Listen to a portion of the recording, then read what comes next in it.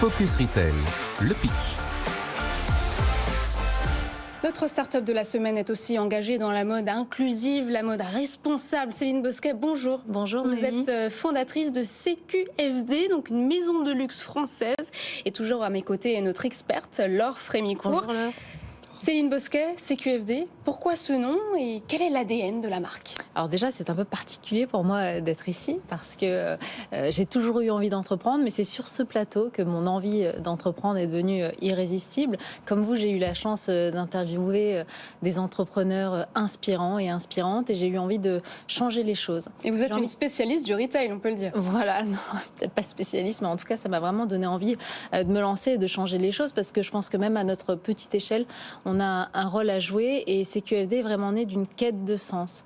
Voilà, moi je voulais redonner du sens à un secteur qui n'en a plus beaucoup, le textile. Donc c'est très compliqué, j'ai beaucoup travaillé, j'ai vraiment cherché pendant un an, j'ai envisagé en fait ce nouveau projet comme une enquête, je l'ai mené comme une enquête, j'ai cherché les meilleurs ateliers, j'ai cherché les meilleurs fournisseurs et j'ai surtout cherché à identifier les problèmes qu'il y avait dans la mode. Et justement, où sont fabriqués ces produits? Quelles sont les matières utilisées? Alors nous, en tout cas chez CQFD, on fabrique en circuit court, c'est-à-dire que, alors je privilégie la France, mais la mode doit être raisonnée, c'est-à-dire qu'on ne peut pas tout faire bien, il ne faut pas se voiler la face, on fait une mode raisonnée, c'est-à-dire que tout ce que je vais pouvoir faire en France, je le fais en France parce qu'on a un savoir-faire exceptionnel, qu'on doit le conserver et surtout on doit le développer, donc il faut vraiment agir pour la relocalisation, donc c'est important de continuer à produire en France, mais par exemple quand il y a des savoir-faire exceptionnels juste à côté de chez nous comme l'Italie, je pense à la maille par exemple, chez nous,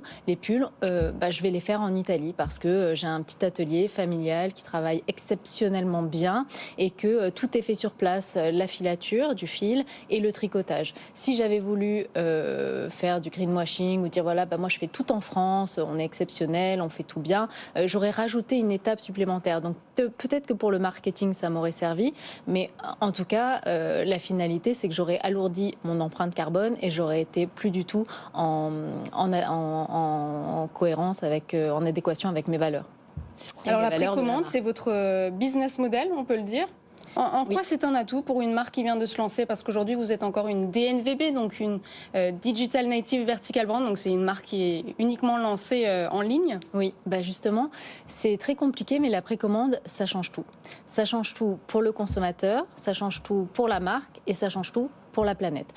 Pour le consommateur, on va vraiment lui donner le temps de la réflexion, on va l'inciter vraiment à réfléchir, à prendre conscience de s'il a vraiment besoin de ce produit-là. Donc on va pas du tout, on va aller à l'encontre de l'achat compulsif, on va vraiment lui demander s'il en a besoin et si, on va aussi l'inciter à peut-être regarder la matière, la composition, la manière dont le vêtement est fabriqué. Pour la marque, c'est aussi un plus parce que du coup, nous, on a un BFR négatif, ce qui est et ça vous a permis de vous lancer sans devoir constituer une trésorerie pour payer les fournisseurs. Exactement. Ça nous permet en fait d'encaisser l'argent avant pour pouvoir ensuite payer nos fournisseurs et produire le juste nombre de pièces, la juste quantité. Voilà. Et donc pour l'environnement, c'est ce point-là justement qui est important, c'est-à-dire qu'on évite la surproduction, le gaspillage, les invendus, et donc c'est un système vertueux, très vertueux. Et d'ailleurs, je comprends pas qu'aujourd'hui il n'y ait pas plus de marques qui se lancent dans la précommande. Alors certes, c'est difficile à mettre en place, il faut changer nos modes de consommation, mais il est temps de le faire. Je pense que quand on voit aujourd'hui ce qui se passe et les enjeux actuels, il faudrait peut-être penser à changer les choses et en tout cas, chacun chez soi penser à consommer différemment. Parce que justement, comment on met en avant des produits qui ne sont pas encore fabriqués ? Alors on essaie de les montrer le mieux possible. Après oui, il y a tout l'univers de la communication qui pour moi est un peu nouveau, mais j'essaie d'être la plus sincère possible et on essaie d'être authentique. Alors c'est difficile pour le consommateur, pour la consommatrice, parce que c'est vrai qu'il y a beaucoup de greenwashing en ce moment et que toutes les marques s'y mettent. Donc c'est difficile de démêler le vrai du faux. Moi justement, pour y répondre le plus simplement possible, on a choisi le circuit court. Donc on ne va pas produire au Portugal, on ne va pas dire à la consommatrice, Roberto il travaille mieux Jean-Luc Robert. On va juste lui dire, nous, on travaille en circuit court, on travaille en France, on est totalement transparent sur le sujet. Effectivement, la qualité a un prix, c'est un peu plus cher, mais c'est beaucoup moins cher que ce que vous allez trouver dans une grande maison de luxe qui, elle, dépense 70% de son argent dans le marketing. Moi, j'ai pas de magasin avenue Montaigne, j'ai pas d'actrice sur des 4x3, donc je peux me permettre de mettre l'argent dans mon produit et au final, c'est la consommatrice qui bénéficie de cet investissement-là. Je crois que vous aussi, d'ailleurs, vous proposez des modèles qui sont disponibles dans des tailles assez larges, on va dire. Est-ce que vous pouvez nous raconter les défis que ça peut représenter, et notamment, j'imagine, dans le cadre de la précommande, parce que finalement, vous n'avez pas une ambition de volume très forte dans un premier temps, en tout cas sur votre marque, et donc justement, la diversité de taille par rapport au volume, comment tout ça peut être Alors c'est très juste ce que vous dites, c'est un gros challenge. D'ailleurs, quand j'ai dit que j'allais faire du 34 au 56 et plus sur demande, on m'a dit, mon Dieu, mais tu sais pas dans quoi tu te lances. C'est beaucoup d'investissement, notamment parce que la mode est standardisée sur une taille 36. Donc à partir de la taille 42-44, on se demande pourquoi ça ne va plus, mais simplement parce que quand on standardise un modèle sur une taille 36, ensuite il y a une gradation qui s'applique, donc on va de 4 en 4, de 5 en 5, de 6 en 6, bon, tout dépend des marques, mais finalement le corps ne grossit pas de cette manière-là. Donc à partir de la taille 44, on se rend compte que rien ne va plus. Donc c'est très coûteux pour les marques, effectivement, parce qu'il faut faire plusieurs patronages pour un seul modèle. Donc ça, c'était un vrai défi, mais c'était important pour moi de le faire.